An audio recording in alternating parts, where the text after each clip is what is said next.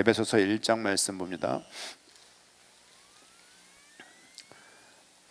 에베소서 1장 어저께는 13절 그 11, 12, 13절 말씀을 좀 봤습니다.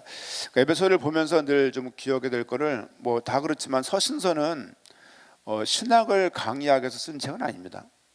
한 교회에 한 목회자가 그 교회를 이렇게 세워주고 어려움 속에서 갈등 가운데 있지 않고 또 믿음 가운데 나갈 수 있도록 그들을 격려해주고 또 그들에게 영적인 사실 구원에 대한 도리를 전달해 줌으로써 그 교회를 성장케 하고 더 든든하게 세워지게 하기 위해서 서신서가 써졌다고 보는 것이 맞죠. 이거를 에베소 교회에 사도 바울이 신학 강의를 하려고, 예를 들면 무슨 교리로 튼튼히 세워가려고 치중해서 말씀했다라고 보는 것은 좀 무리가 있는 부분이고, 아무래도 교회가 온전히 세워지고 힘을 얻고 격려하고 더 주 앞에 나가기를 원하고 더 든든히 세워지기를 위해서 말씀을 기록했다, 그런 측면에서 말씀을 봐야 되는 것이 맞다고.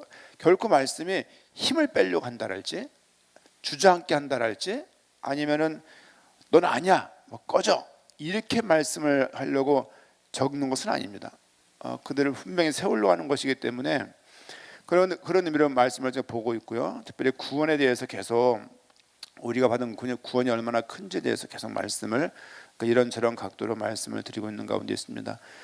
지난번 봤을 때 무엇을 봤었냐면요, 에베소서 1장의 중요한 내용들이, 중요한 본문들이 대부분 사실상은 삼위 하나님에 대해서 기록되어 있다.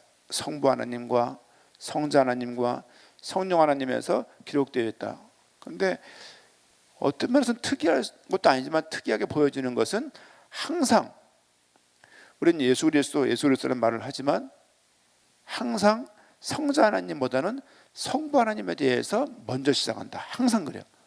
성부 하나님을 통해서 성자 하나님이 오시게 되었고, 성자 하나님이 일을 이루시고 가셨을 때 또 다른 보혜사 성령님이 오셨고, 그러니까 이분들이 시대마다 역사를 따르게 한다, 그런 의미가 아니에요. 그런 의미가 아니라 그분들이 함께 하시지만 하나님은 전체 구원을 관장하고 계시고, 성자 하나님은 성부 하나님을 통하여서 아들로 오셔서 이 땅에서 그 계획된 모든 것들을 실제 실행할 주인공으로 역할을 담당하셨고, 예수 그리스도, 또 그분이 이 모든 것들을 알게 하시고 돕고 가르치고 믿게 하시는 분은 성령님이시다. 그래서 우리가 믿는 하나님은 삼위일체의 하나님이시다. 일반인들이 믿는 그 하나님, 그냥 전능자, 그냥 절대자, 노을이 질 때 아니면 전 내설하게 가서 아니면 그랜드 캐년에 가서 큰 폭포 앞에서 느끼는 그 우월감과 어떤 이 우주의 이 자연의 어떤 신비함 속에서 부르는 그 하나님 말고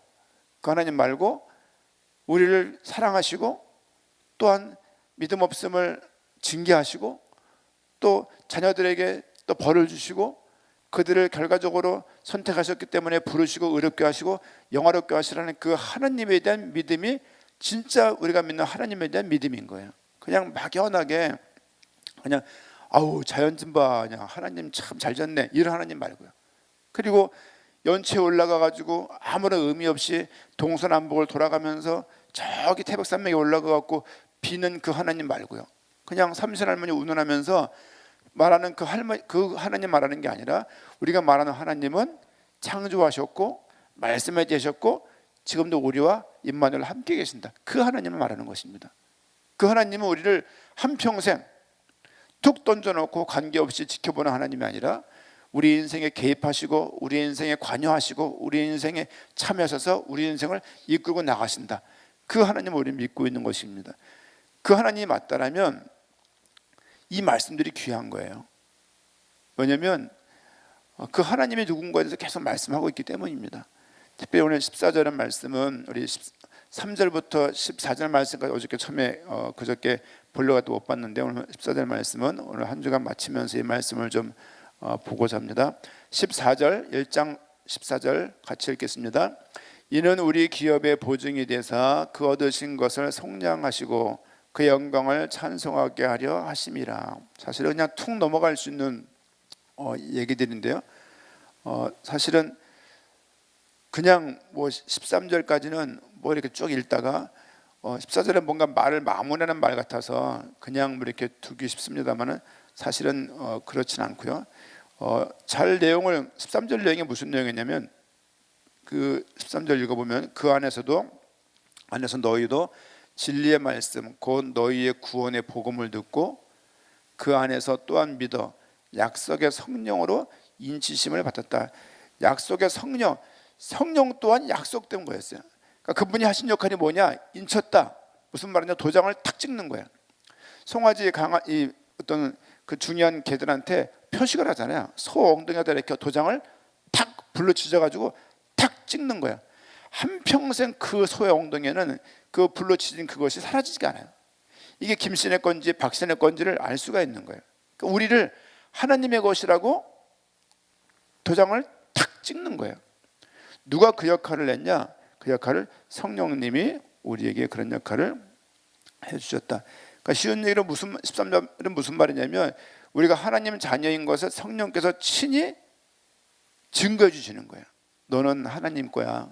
너는 하나님을 생각해야 되고 하나님을 영화롭게 하며 살아가야 되는 것이고 하나님 바라볼 때 기뻐할 수밖에 없어. 그 부분에 대해서 원래 하나님께서 우리를 구원하기로 예정하셨고 예수 그리스도 안에서 구원받은 자임을 우리 개인 스스로가 확인하였고 이 모든 것들을 성령께서 내적으로 조명하시고 증거해 주셔서 우리는 내가 하나님께 선택되었고 그리스도를 통해서 구원받았다는 것을 알게 되는 거예요. 알게 되는 그것이 우리에게 성령께서 인쳐주는 그 모습들인 거예요. 성령님의 역사와 우리의 신앙생활이 별도로 갈 수가 없습니다. 왜냐하면 그분의 도우심 가운데 우리가 이끌리는 것이기 때문에 13절 내용이 뭐냐? 성령께서 네가 하나님 자녀다라고 도장을 찍어주셨다. 그렇죠? 전 책에다가 도장을 찍는 습관이 있어요. 책이 이렇게 있으면요, 그렇죠? 이렇게 있으면 책 하단에다가 제 도장을 찍어요. 왜요? 제 거라고. 그런 것이죠. 우리 둘째가 제대한 지 얼마 안 됐는데 군에서 입던 속옷이 있을 거 아니야. 이름 써 있어요. 대 이렇게. 왜? 자기 거라고. 그렇죠? 우리가 문패가 붙어 그때 문패. 홍길동 씨. 왜? 이 집은 홍길동과는 그럼 이 모든 것들이 다 소유예요, 소유. 성령께서 인쳤다는 얘기는 관계적으로 뭔가가 연결되어 있다는 얘기야. 너희를 자녀 삼으셨다는 얘기고 너희를 구원자로 삼았다는 얘기야. 이런 말들을 왜 하냐면 에베소 교회에 확신을 주기 위함이에요. 너희는 도장으로 이미 하나님 거라고 탁 찍었어. 너희는 결과적으로 하나님의 이끌릴 거야. 성령께서 너희를 친히 너희를 안내하고 돕고 가이드하면서 한평생 주 앞으로 나가게 될 거야. 너는 어떤 존재냐? 하나님께 영광과 찬송을 드리기에 너무 합당한 존재야 라고 말을 하고 있는 거예요. 성부 하나님을 향하여서 성자 하나님을 향하여 성령 하나님을 향하여서 영광과 찬송이 되게 하려 하심이니라. 그 말씀을 왜 했냐면 너희가 하나님께 영광을 돌릴 만한 존재라는 거예요. 우리가 인간 복받은 존재를 생각해 보세요. 어떤 존재냐? 하나님께 복을 받은 존재인 거예요. 그 존재들이 복을 이뤘다가 형상을 이뤘다가 예수 그리스도를 통해서 그의 피와 구속으로 말미암아서 다시 나와지게 된 거예요. 나와지게 됐을 때 하나님의 그들을 이미 자녀 삼으신 것이 예정되어 있었고 그들이 예정들을 통해서 그들이 구원 가운데 나오게 되는 거예요. 너희에게 지금 이런 고민과 저런 고민이 있지만 너희는 하나님일 거야. 너는 하나님의 자녀라고 오늘 본 말씀에서 말씀을 하고 있는 것이고요. 성령 하나님께서는 14절 말씀 보고요. 우리 기업의 보증이 되사 말씀부터 좀 볼게요. 우리 기업이 뭐냐면 네가 받을 만한 그 축복, 너에게 예비되어 있는 네가 걸어가야 될 그 많은 축복, 너희가 걸어가야 될 그 인생의 길, 너에게 하나님의 주고자 하는 많은 그런 계획, 너에게 주고자 하는 하나님의 그 많은 계획된 그런 것들, 이런 것들을 기업이라고 총칭으로 사용할 수가 있겠죠. 그 기업의 보증에 대해서 여러분 보증 아시죠? 보증? 보증금 망해. 그런 보증도 그런 의미가 아니라 보증금. 예를 들면 내가 이 피아노를 사려고 그러는데 살 거야. 그래서 내가 지금 일부를 주는 거야. 뭐 계약금 비슷하게 이렇게. 그 주는 거지. 주고서 이거를 내가 가지고 가는 거야. 그렇죠? 그리고 주고 이거 이미 내 거예요. 돈을 내가 보조금 줬으니까. 이 사람이 나중에 이것을 나한테 배달을 해올 거예요. 왜? 성금을 줬으니까. 그렇죠? 그래서 이 사람이 왔을 때 이거를 나머지를 돈을 지불해 주는 거예요. 이 보증금. 집을 들어갈 때 보증금을 내잖아요. 보증금을. 내가 이 집을 매매할 거야. 매매하겠다는 표시로 얼마를 주는 거죠. 그리고 내가 들어갈 때 완전히 지불하는 거죠. 무슨 말이냐면 성령님께서, 쉬운 얘기로 아주 간단한 표현들, 성령께서 보증금이 되신 거예요. 무슨 말이냐면 미리 작정한 자들을 부르시고 의롭게 영화롭게 하실 것인데 우리 구원은 완벽하게 이미 이루어진 거예요. 그러나 이미 받은 구원이지만 아직 완성이 안 됐잖아요. 그래서 우리 구원을 성령께서 보증이 되셔가지고 그 구원을 보증하시는 거예요. 그분이 이것을 책임지겠다고 하시는 거예요. 보증금도 되셨고 실제 이 일을 너한테 네 거라고 완전히 나중에 영화롭게 될 때 이 구원이 완벽하게 이루어지는 거예요. 네 구원이 사실인 것을 성령께서 계속 보증을 하시면서 실제 그 구원이 우리에게 완성되는 그날까지 그 구원을 이루어 나가시는 보증자가 되시는 거예요. 그런 의미에서 이 보증이에요. 보증. 이거 우리가 흔히 쓰는 말이잖아요. 그렇죠? 그리고 그냥 어떤 계약금의 의미보다는 보증하신다는 의미에서 내 이런 모든 것들을 내가 구원을 이루어 나가는 것 같지만 성령께서 보증하시고 보장하시고 이것을 책임지신다고요. 이것이 이루어지도록 끝까지 함께 하시면서 그것을 응원하시고 그것을 견인하시고 이끄는 것을 볼 수가 있습니다. 로마서 8장을 보게 되면 죄와 사망의 법에서 해방되잖아요. 그렇죠? 그러니까 성령의 법을 통해서 해방되는 거예요. 한번 읽어볼까요? 로마서 8장. 로마서 8장 1절 2절 같이 읽겠습니다. 그러므로 이제 그리스도 예수 안에 있는 자에게는 결코 정잠이 없나니 이는 그리스도 예수 안에 있는 생명의 성령의 법이 죄와 사망의 법에서 너를 해방하였습니다. 성령께서 이걸 보증하시고 너 해방되었어. 이것을 계속 알려주시고 가르치시면서 우리를 인도해 나가시는 거예요. 이걸 보고 성도의 견인인 거예요. 성령께서 우리를 견인해 가시는 거예요. 보증된다는 얘기는 우리를 견인한다는 얘기고 또 우리 구원을 하나님이 보장하시는 거예요. 그리고 실제 그분이 보증금이 되어서 실제 이것이 내 거가 된 거예요. 그러나 이것이 결과적으로는 그 보증금이 뭘 의미하냐? 그것이 완성될 것을 의미하는 거예요. 왜? 하나님은 시건치 않고 말을 반복하지 않으시는 분이기 때문에 보호한다 하시면 하시는 것이고 태초에 하나님이 천지를 창조할 때 말씀으로 그냥 하시는 거예요. 막 준비를 하고 시장을 보고 외주를 주고 막 철물점 가서 망치를 구해오고 톱을 구매오고 나무를 베오고 돌멩이를 잘라서 하는 게 아니라 말씀으로 창조하시는 거예요. 그 하나님께서 성령 하나님께서 보혜사 보호하시고 해 은혜를 주시고 사 가르치시는 거예요.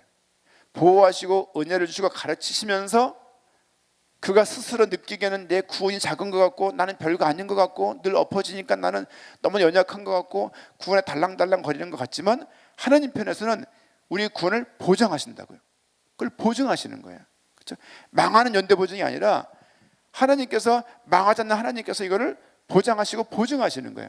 이 얘기는 네 구원이 확실하다는 얘기예요. 에베소 교회에 대해서 그런 의미에서 오늘 이 14절 말씀을 주시는 것이죠. 13절에서 말했던 인침, 그렇죠?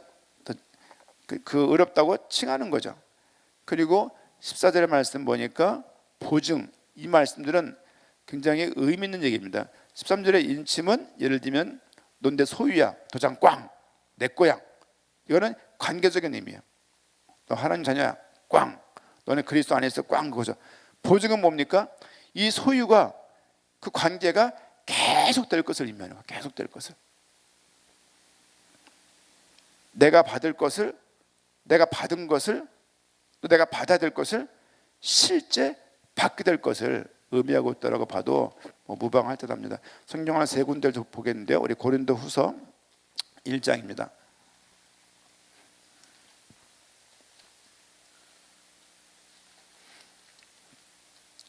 1장 21절 22절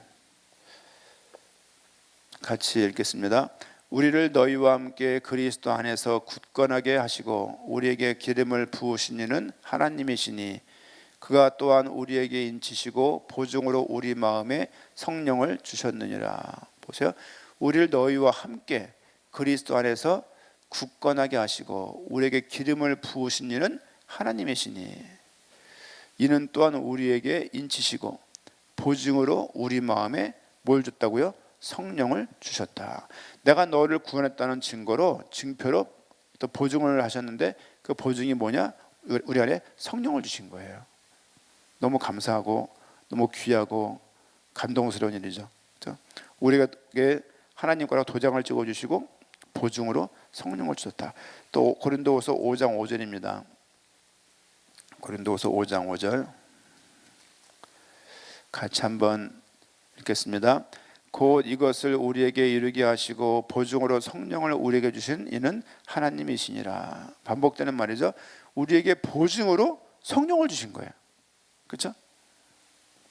우리에게 보증금을 주신 거야. 확실하게 하겠다는 의미로. 그렇죠? 하나님의 구원에서는 계약 파기가 없어요. 이건 단순하게 계약금이 아니에요. 계약금이 아니고 이건 내 거라고 아예 그냥 칭하는 것이죠. 그렇죠? 보증으로 우리에게 성령을 주셨다. 그래서 우리는 결과적으로 본문으로 돌아와서 하나님께 영광과 찬양을 돌릴 수 있는 그런 증거라는 부분들에 대해서 확인할 수가 있는 것이죠. 구원을 받을 때까지 보증이 되는 것이죠. 로마서 8장 30절 말씀 보면은 미리 정하신 자들을 부르시고 부르신 것들을 의롭게 하시고 의롭게 하신 것들을 영화롭게 하신대요. 그 과정 속에 깔려 있는 역사가 뭐냐? 성령 역사예요. 성령께서 보증이 되셔서 그 모든 것들을 계속 이루어 나가시는 것이죠. 고린도전서 1장입니다. 고전 1장 30절. 고전 1장 30절 말씀 같이 읽겠습니다. 너희는 하나님으로부터 나서 그리스도 예수 안에 있고 예수는 하나님으로부터 나와서 우리에게 지혜와 의로움과 거룩함과 구원함이 되셨으니. 잘 보세요. 너희는 하나님으로부터 나서, 그러니까 구원받은 너희, 에베소 교인 너희들, 너희는 하나님으로부터 났다. 그리고 그리스도 예수 안에 있고, 그러니까 하나님으로부터 작정되었고 그리스도 안에 있게 된 거예요. 그게 구원입니다. 그렇지? 있고 예수는 하나님으로부터 나와서 하나님께서 독생자를 이 땅에 보내셨잖아요. 그 표현들을 하나님께서 나왔다는 표현을 쓰는 거예요. 하나님께로부터 나와서 우리에게 지혜와 의로움과 거룩함과 구원함이 되셨다. 하나님으로부터 나와서 우리에게 지혜가 되셨고 우리에게 의로움이 되셨고 우리에게 거룩함이 되셨고 우리에게 구원이 되신 거예요. 누가? 예수 그리스도가. 그렇죠? 이 내용들이요 그냥 간단한 내용 같지만 얼마나 심한 내용인지 몰라요. 우리는 그냥 뭉퉁그리하게 그냥 성부 성자 성령 이렇게 말을 하지만 사도 바울은 얼마나 그 부분들을 명확하게 구별을 하면서 그 하나님이 그냥 막연한 하나님이 아니라 삼위일체 하나님이고 그분의 구원이 어떻게 형성되어졌고 어떻게 이루어졌고 어떻게 성취되었음을 계속 말을 하고 있어요. 이렇게 말하는 그 이유는 이 유대인들은 원래 유태인들은 여호와 하나님에 대해서 의식이 많았어요. 그렇죠? 메시아가 올 거라는 생각은 있었지만 예를 들면 여호와 하나님에 대한 인식이 90이라면 메시아는 한 10이 있었겠죠. 설명 컸겠지만 이렇게 줄어들었겠죠. 가면 갈수록 시간이. 근데 어느 날 이 메시아가 딱 오신 거예요. 근데 이분이 사람으로 오신 거잖아요. 뭔가가 영화롭게 멋지게 올 줄 알았는데 그냥 일반 사람으로 오신 거예요. 이 사람으로 왔는데 이게 믿겨지냔 말이에요. 근데 이 예수가 사실은 하나님으로부터 나왔다는 것을 아는 것이 하나님의 뜻인 거예요. 하나님 뜻이 뭐냐? 이 예수가 하나님의 보낸 자이며 이분이 메시아인 것을 믿는 거예요. 그 말을 하고 그가 누구냐? 우리에게 거룩이 되셨고 우리에게 지혜가 되셨고 우리에게 의가 되셨고 우리에게 구원이 되신 거예요. 누가요? 이 예수님이. 그걸 믿는 사람이 그리스도인인 거예요. 그걸 믿는 사람이 구원받은 자라고 말할 수 있는 것이죠. 그 내용을 좀 고린도전서 1장 30절 말씀은 몇 번 읽어도 참 말씀이 귀하다 싶고 말씀에 다 그렇지만 그렇습니다. 그러니까 보증이 뭐냐?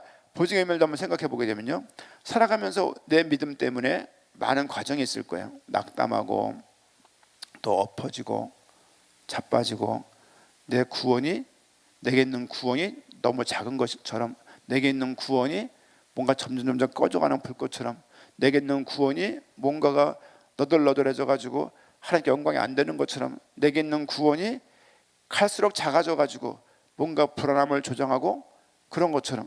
그러나 성령을 우리에게 왜 주셨냐? 네 구원을 보증하려고, 네가 실제 구원을 받은 거라니까 라고 지금 말씀을 주시는 것입니다. 우리 각자 개개인들이 연약한 가운데 빠질 때가 많이 있고, 각각 개개인들이 연약함 가운데 머물 때가 많이 있음을 알고 있습니다. 그때마다 기억하실 것은, 성령을 보내신 이유가 뭐냐? 예수님을 보내시는 이유가 뭐냐? 우리를 구속하기 위해서. 성령을 보내신 이유가 뭐냐?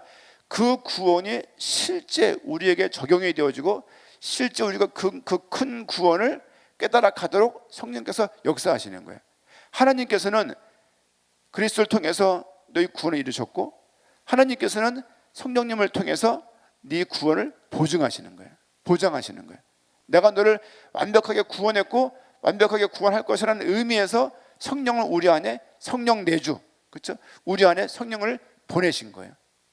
그래서 그분이 늘 가르쳐 주시고 깨닫게 하시고 믿게 하시는 거예요. 성령이 아니고는 예수를 주라 시인할 자가 없다는 말씀 있잖아요. 성령께서 역사하실 때만이 예수님을 주님이시라고, 메시아라고 고백할 수가 있는 거예요.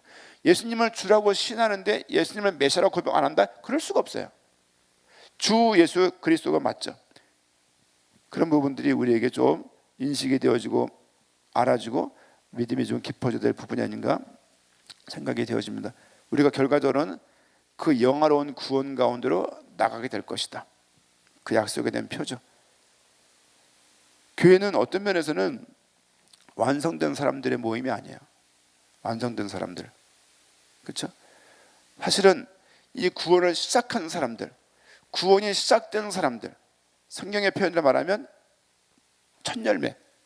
첫 열매가 뭘 상징해요? 과수원이 크게 있는데 첫 열매가 소출이 딱 됐어요. 수확이 됐어요. 이게 뭘 의미해요? 여기 있는 모든 나무가 이렇게 열릴 거라는 그 신호탄인 거예요.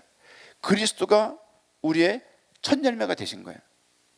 그가 첫 열매, 우리는 그분과 연합되어 있기 때문에 우리에게도 올 거라는 그 믿음을 갖게 되는 거예요. 그렇죠? 몇 군데 볼까요? 우리 고전 15장 23절 말씀, 고린도전서 15장입니다. 23절 같이 읽겠습니다. 그러나 각각 자기 차례대로 되리니 먼저는 첫 열매인 그리스도요, 다음에는 그가 강림하실 때에 그리스도에게 속한 자요. 그리스도가 첫 열매가 되셨다. 그렇죠? 그의 구원 따라서 우리가 구원받게 될 거예요. 또 아담의 인간의 첫 열매라면 그의 죄가 우리에게 왔던 것처럼 그리스도의 그 은혜의 첫 열매가 우리에게 또 당연히 적용되고 주어지는 것이죠. 야고보서 1장 18절입니다. 야고보서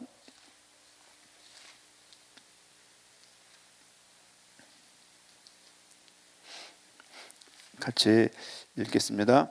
그가 그 피조물 중에 우리로 한 첫 열매가 되게 하시려고 자기의 뜻을 따라 진리의 말씀으로 우리를 낳으셨느니라. 첫 열매라는 내용이 계속 나오죠. 그런 의미에서 교회는 첫 열매들의 모임이에요. 결국에는 성령의 보증으로 그 첫 열매가 그 열매가 완숙해지는 모든 것들이 열매가 온전히 익어지는 그날까지 성령께서 우리와 함께 계시는 것이죠. 말씀 한 구절만 더 읽고 마치겠습니다. 요한일서 3장 2절입니다.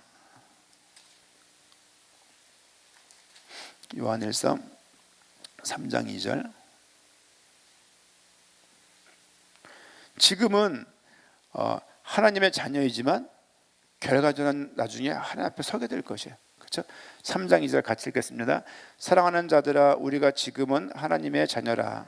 장래 어떻게 될지는 아직 나타나지 아니하였으나 그가 나타나시면 우리가 그와 같을 줄을 아는 것은 그의 참모습 그대로 볼 것이기 때문이니. 무슨 말이냐면 지금은 하나님 자녀라는 말로 위로받고 있고 그거에 감사하고 있지만 결과적으로 너희들은 하나님의 참모습 앞에 서게 될 것이다. 하나님을 뵙게 될 것이다. 성령께서 거기까지 우리를 견인하시는 거예요. 그렇죠? 우리 그렇게 돕게 하시는 것이죠. 하나님 볼 것을 기대하는 자들이 슬프겠냔 말이야. 하나님 볼 것을 약속되는 사람들이 살아가는 모습이 슬픔이 가득하고 막 처절하게 아둥바둥하며 살겠냔 말이야. 기쁨과 영화로움과 찬송과 감사와 감동 속에서 삶을 살아갈 수밖에 없는 것이에요. 우리 구원은 그런 것이에요. 당대 세계복음화도 막 악으로 깡으로 막 전전긍긍하면서 겨우겨우 막 짜내면서 해야 될 것이 아닙니다.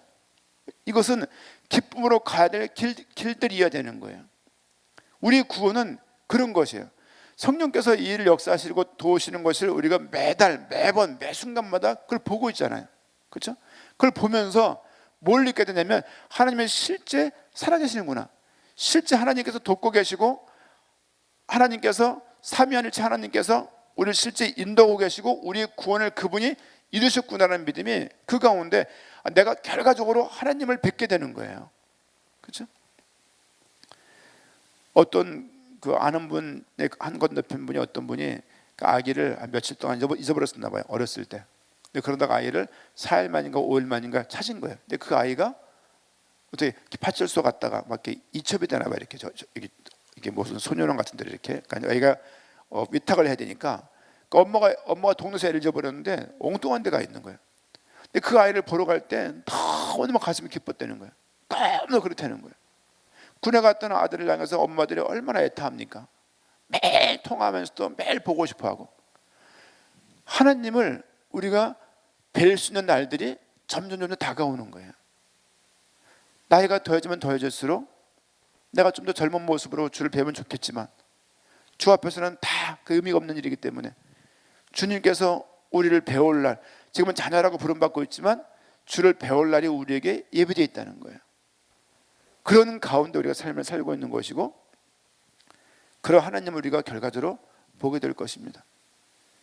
하나님 볼 것을 기대하시면서 기뻐하시고 감사함으로 찬양과 영광을 돌려드리겠고 삼위일체 하나님의 구원에 감사하고 인도에 감사하고 인도에 대한 확신을 가지셔야 되고 보증하시는 성령님의 인도에 늘 감사해야 될 것입니다. 그렇죠? 성령께서 우리를 돕고 계시고 무너질 때마다 우리에게 환한 미소를 지으시면서 용기를 불어넣으시고 네 구원이 어떤 것인지 너 도장을 탁 찍었다니까 이거 안 변한다니까 그리고 내가 보증돼서 하나님이 너를 구원했다는 표로 나를 보내신 거야. 네 안에서 역사하고 있고 네 모든 것들을 주관하고 있고 또 생각나게 하고 가르치면서 너를 이끌고 있는 거라고 말하는 것이죠. 성령의 도우심이 있는데 늘 죽상을 해가지고 너무너무 힘들어하면서 고통스럽게 믿음 생활을 진행한다? 그럴 수가 없는 것이죠. 우리에게 이 은혜가 있게 부탁을 드리고 예수를 믿는 것이 얼마나 기쁜 일인가가 더 발견돼야 될 것이고 우리의 구원이 막연하게 그냥 되면 좋고 그런 구원이 아니라 실제 하나님께서 행하셨고 일을 계획하셨고 일을 진행하셨고 완성하실 거라는 그런 은혜가 우리 모두에게 있기를 부탁을 드리고 특별히 12개 정리한 성경의 복음 강의를 통해서 혹은 27개 성경의 복음 전도 강의를 통해서 각 개인들 들으시는 분들이 계속 하나님의 그 큰 구원과 또 예수 그리스도의 그 구속하심과 성령님의 도우심이 얼마나 큰 것인지를 발견할 수 있는 그런 매일이 되겠고 또 그런 말씀 가운데 거해야 되겠고 14개 모든 교회가 그런 구원의 깊은 비밀 가운데 더 나가는 귀한 시간이 되어야겠습니다. 기도하겠습니다.